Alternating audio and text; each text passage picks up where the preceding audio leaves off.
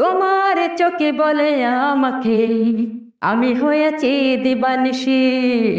ও তোমার রূপী বলে আমাকে তোমারে প্রেমে পড়েছি। এই শহরে আমি কিং, আমাকে সবাই এক নেমেছে না, আমি কিং, শহরের কিং হয়েছি। আর তুমি কি বলছো? আমি সন্ত্রাস। হ্যাঁ, আমি সন্ত্রাস হয়েছি, সন্ত্রাস। এক হাতে মাইক্রোফোন, সামনে হাজারো দর্শক, এমনই ছিল ছোট্ট মুমিনের স্বপ্ন। শিল্পী হয়ে একদিন মানুষের ভালোবাসা কুড়াবেন, পরিবারকে গর্বিত করবেন। কিন্তু সেই স্বপ্নের পথটা হয়ে ওঠে শুধু কাটা আর কষ্টের। মানুষ আমাকে আশা দিছে, আশা দিয়ে মানে নিরাশা করছে। প্রায় 20-25টার মতন লিখছি, সেখান থেকে আমি 4টা গানের সুর দিছি। ভালো গাইডলাইন নেই, ভালো সাপোর্ট নাই, ফ্যামিলি গরিব, তার মধ্যে আমি অসুস্থ, যার কারণে আগাইতে পারি নাই। শিল্পী হওয়ার আশায় বিভিন্ন জায়গায় ঘুরেছেন, বিশ্বাস করেছেন অনেককে, কিন্তু বারবার হয়েছেন প্রতারণার শিকার। এর মধ্যেই মাত্র 9 বছর বয়সে জানা যায় তিনি থ্যালাসেমিয়ায় আক্রান্ত।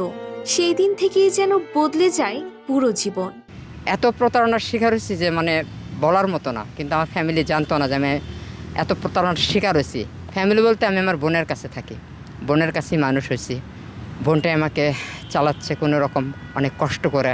আমার বাবা নেই, আমার ভাই নেই, আমার 4 বোনের পর আমি সবার ছোট, আমার পরে আর কেউ নেই। যে বয়সী শিশুদের হাতে থাকে বই আর খেলনা, সেই বয়সে মুমিনের সঙ্গী হয়ে ওঠে হাসপাতালের বেড আর রক্তের ব্যাগ।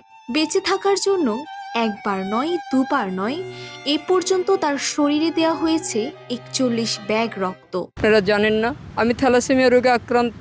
রক্ত নিতে নিতে আমার পেটের ভিতরে একটা চাকা হয়ে গেছে। এই চাকাটা যদি ফেটে যায় আমি সাথে সাথে মারা যাব। আমার বড় ভাই নাই, আমার বাবা নাই, আমার বৃদ্ধ মা আছে, বগুড়াতে থাকে। আমি একজন শিল্পী হতে চেয়েছিলাম, স্বপ্ন ছিল একজন শিল্পী হব।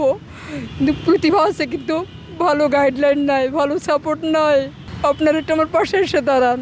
চিকিৎসকরা জানিয়েছেন যথাযথ চিকিৎসা পেলে সুস্থ হওয়ার সম্ভাবনা রয়েছে।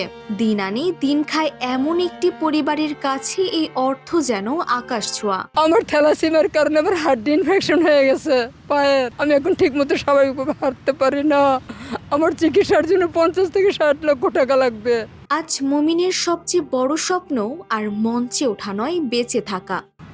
আমাদের তারেক রহমান প্রধানমন্ত্রী, যদি এই ভিডিওটা আপনার সামনে যদি চলে যায়, আপনি অবশ্যই আমাকে সাহায্য করবেন, আমার পাশে এসে দাঁড়াইবেন।